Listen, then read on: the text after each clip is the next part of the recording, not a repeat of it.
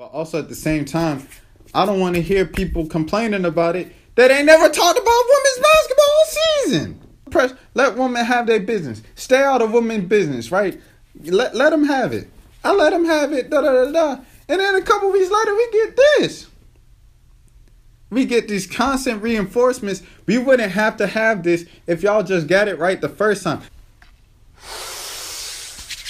What's good, YouTube? Welcome back to the channel. This is the road to 2K subs. I almost forgot which number I was doing. 2K. This is the road to 2K if you are new to the channel. Yeah, I finally, got back in town last night, as I said in the women's bracket video. Got to do my women's bracket. Got that out the way. Now to the part that everybody's been talking about all week. By the time this is uploaded, it'll be super old.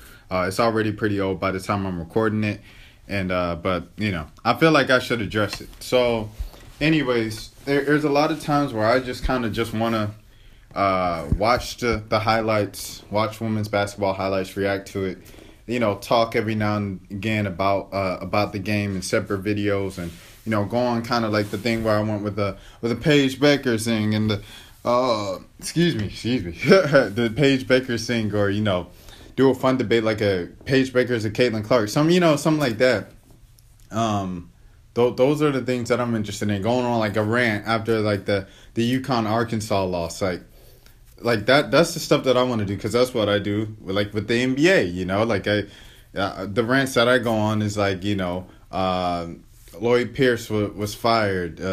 Just talking about Lloyd Pierce and saying thank you, or going on a rant that Trae Young didn't make the All-Star team and Domantas Sabonis didn't make the original team and Jason Tatum did because of name recognition. Like that's the stuff that I enjoy doing. Like keeping it like purely to the sport, but constantly over time there's this like overbearing kind of like cloud, this elephant in the room with the inequality in women's sports and just inequality with women in society. Sports is just kind of a mirror of how society treats women and how we treat women, myself included as a man. So as you guys probably seen by now, from a couple days ago, the Oregon women's basketball players shared the TikTok. TikTok went viral. Everybody shared it. Steph Curry, et cetera, et cetera. It went viral and people were talking about it for a little bit. And, Nick Young commented a stupid comment like, y'all have to understand, y'all JV, the men's are bringing in the money. Y'all aren't bringing in the money. You just play your position, play your role. And, oh, snap. Hold on. Yeah, Nick Young was like, pretty much play your position, play your role. And so, he got the backlash for that. And he was like, oh, I was hacked. I love women. I respect women. What? Who could have possibly said that? And, someone pulled up an old tweet he had about, the WNBA got like IG models, like they were really being business and et cetera, et cetera. And I don't know, man. It's just tough. It's just tough. It's heartbreaking. It's draining. That woman, like, is literally like they're literally fighting a fight within the game. Like they can't even focus on the game. Like with men, of course, I asked Trae about kind of racism and stuff like that and all that the other night, and men had to deal with that of answering to social issues because their platform and stuff. It's a story I did like 5 years ago. If you wanted to go really check that out, look it up. It's like why are athletes being asked about social issues? Because like you shouldn't, like like logically speaking, it's like, why do you look to an athlete to give you an answer on like something that's important in life? Like this person just plays ball well. Like why are we looking up to them to be leaders in society? Anyways, regardless, but yeah, getting back on point. I lost track. But women are constantly having to fight this thing of respect, just basic respect, basic equality. Like it doesn't have to be, I don't know. It's just a basic respect thing, man. You know what I'm saying? Like the NCAA is one organization. It's not two separate organizations. It's not like the NBA and the WNBA where those are two separate organizations, even though the WNBA is under the NBA and the NBA pays a lot of stuff to the WNBA. It's just kind of basic stuff of like, this is the NCAA. Of course, men's tournament might make more money but y'all put more money into the men's tournament. You know what I'm saying? Like, anyways, kind of skipping forward. Another thing I wanted to talk about before I get back to that is the amount of media members and writers, critics, columnists, whatever you personalities over the past couple of days speaking out against this, being like, the NCAA should be ashamed of themselves. These women deserve to be, like, what I want to tell everybody who's saying that, save your statements. Please, save your statements. It sounds good. It look good. Sound good. Keep that over there. Don't go on this rant and this rampage and use your airtime and space and stuff to go on a rant about how the NCAA doesn't treat women's basketball, and you ain't brought up women's basketball all year. I don't want to hear it. With all these think pieces and so-and-sos and columns and da-da-das. I don't care. I don't want to hear it because, look, you as a member of the media, you as someone with your own platform on social media, you have the power to speak out on, not even just on some woman. Like, you don't even have to do that, right? You could just simply shed a spotlight on a woman, on a women's basketball, on the game. Oh, snap. Caitlin Clark is fired. Oh, snap. South Carolina. Bink, bink, bink. Zaya Cook, she legit. But don't forget about Aaliyah Boston and Destiny Henderson. Like, South Carolina's got a squad. Oh, look at Tennessee. Vols is not going anywhere. Kelly Harper is doing her thing. Obviously at UConn, Paige Bueckers is the most exciting thing to happen to the sport. I feel like this year it's just been like, how ESPN is kind of going to, squishing all of hockey into like a 2-minute segment or a 45-second segment, because the interest, the national interest in America of hockey kind of like went down after the lockout a few years ago or a decade ago, however long ago that was. They squished it because the demand was down. Like, it wasn't enough demand for hockey. It didn't bring in ratings and stuff. So they squished it down. I feel like that's like what they made women's basketball with just Paige. So like, it's like you get 45 seconds to 2 minutes, and 90% of that time, 85% of that time is going to be Paige. And Paige is a great player. I went on that rant already, but it's just like, if the only thing that you gave the time of day at all with women's basketball this season was Paige Bueckers and last season was Sabrina Ionescu, don't talk to me about these women need to be treated. I don't want to hear it, bro, because your actions, the way that you're trying to hold the NCAA accountable, you have to look in the mirror. Am I holding myself to the same standard? And I understand you have producers, editors, directors, and people you have to fight through for airtime and everything like that. Get it. Trust me, I understand. But you, on your own platform, in your own time, on your own YouTube channel, on your own social media pages, on your own Instagram, on your own Twitter, you can highlight all of these things. Only person I really see doing that, well, it's a bunch. You got Ari, you got the writers at W Insider, you got it's a lot. Justin Carter, I already said Ari, Holly Rowe. It's a lot. The women's basketball Twitter is huge. It's there. It's active. You saw as I was scrolling through the comments of Alex Bezel when he said Paige Bueckers can be the number 1 pick and she could be a top 5 point guard in the league right now. Anyways, women's basketball Twitter is strong, but I'm saying as far as people, a lot of these same people, it's kind of like a lot of new faces, right? It's a lot of new faces that's coming at the NCAA of, you guys aren't doing this right. You guys aren't, respect our queens. Respect them. And it's like, where have you been? You're saying respect these queens. Respect them. I ain't seen you since Kobe died. You know what I'm saying? Like, Kobe died. Everybody wanted to support. We going to support women's basketball to continue Kobe Bryant's legacy. And then the girl dad thing happened. girl dad, I'm proud to be a girl dad, and then it stopped. Where'd y'all go? Oh, occasional tweet. Paige Beckers is fire. Keep it moving. Where'd y'all go? Where'd y'all go? And now y'all are back, excuse me, to talk about how terrible it is for the NCAA to treat the woman like this. You are a part of the problem. You are a part of the problem. You need to understand this. You are a part of the problem because you had a chance to support the game and show that the game has interest, regular interest, right, from high-profile people on a consistent basis. You know what I'm saying?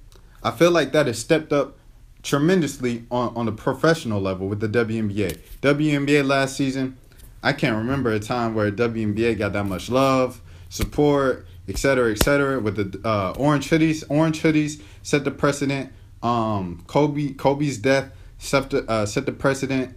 The bubble, social justice initiative, that all set the standard, right? Set the bar for, okay, we're going to support the WNBA this season, right?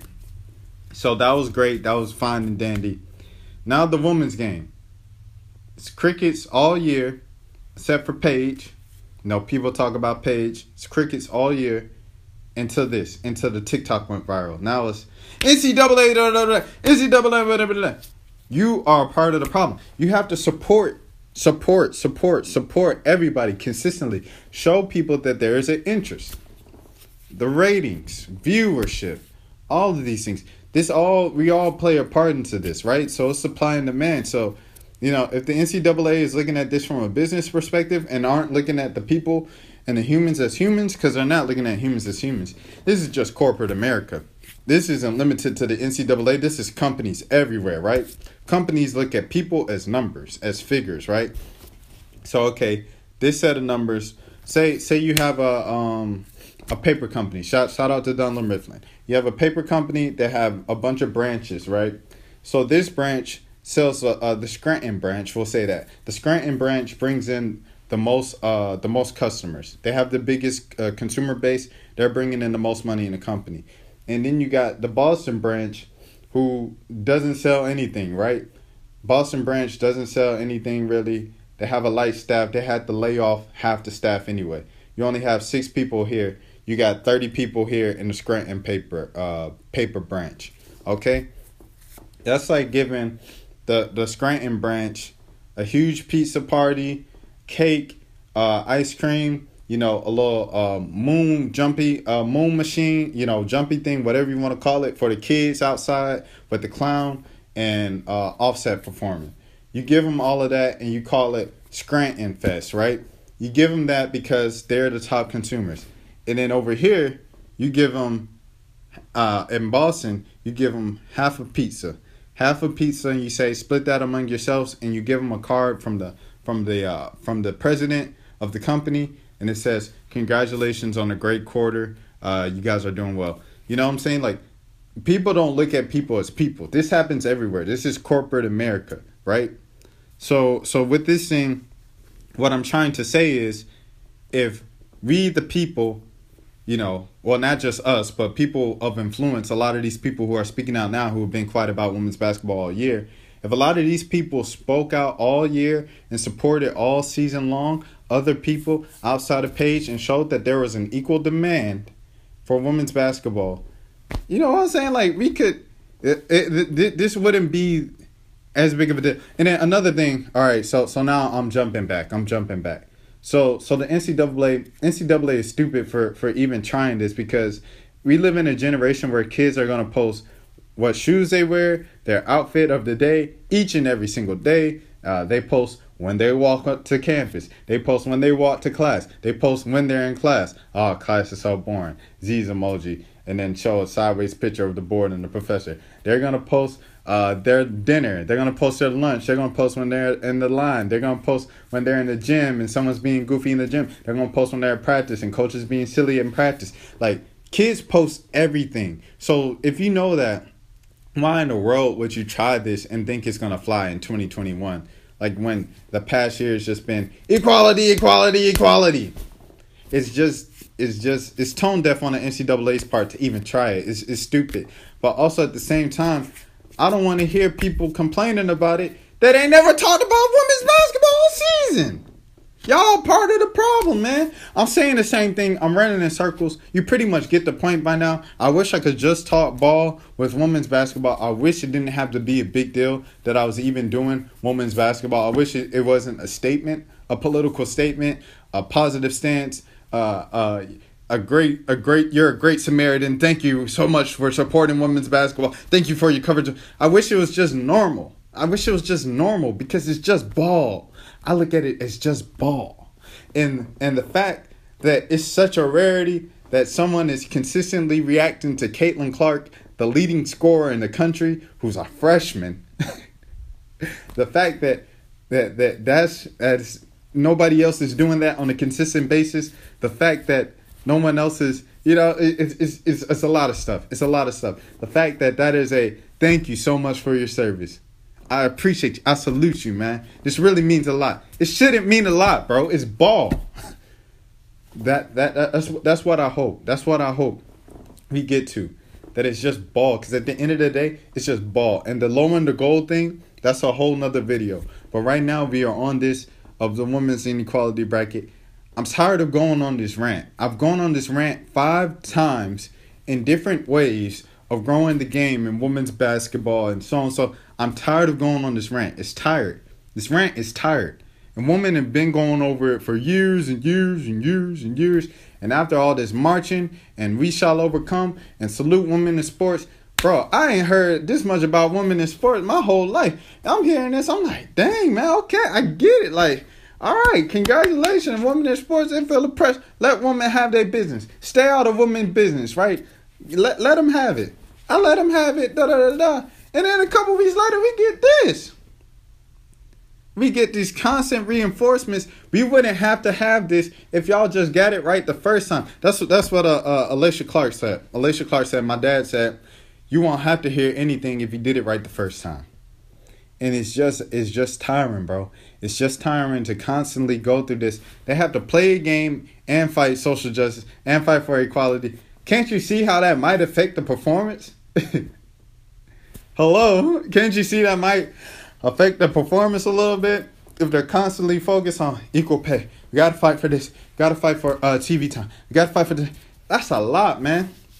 That's a lot, man. We got to fight for a weight room. We got to fight for an exercise station. We got to fight for this. Like, that's a lot, bro. So, I mean, anyways, I'm going to wrap it up. Because, like I said, I've been talking in circles probably about the past 5 minutes. That's my thoughts on it. I didn't really want to make a video on it, but it's been such a hot topic. And since I react to a lot of women's basketball, I decided to make a reaction to it or to talk about it for a few seconds. So anyways, I hope you guys have a great day, great morning, great night, great evening. Let me know what you think in the comments.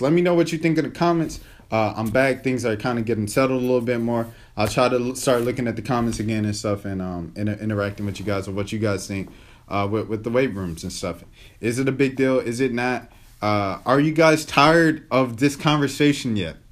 I'm tired of this conversation, but look, the women still have to go through it. They can't just give up the fight. They can't just stop saying the same things or stop, speaking out against these things and calling out people and putting them, on blast. They can't stop doing it because they gotta, things have got to change. You got to keep putting people on blast to create change. You got to create that uncomfortable moment of, so we're not going to address this? You got to have that uncomfortable moment to promote the change that you want, so that you seek. So without further ado, man, I'm going to let y'all get to it. I'm going to let y'all have a great day. It's just the Road to 2K subs. If you're new to the channel, take care of yourself.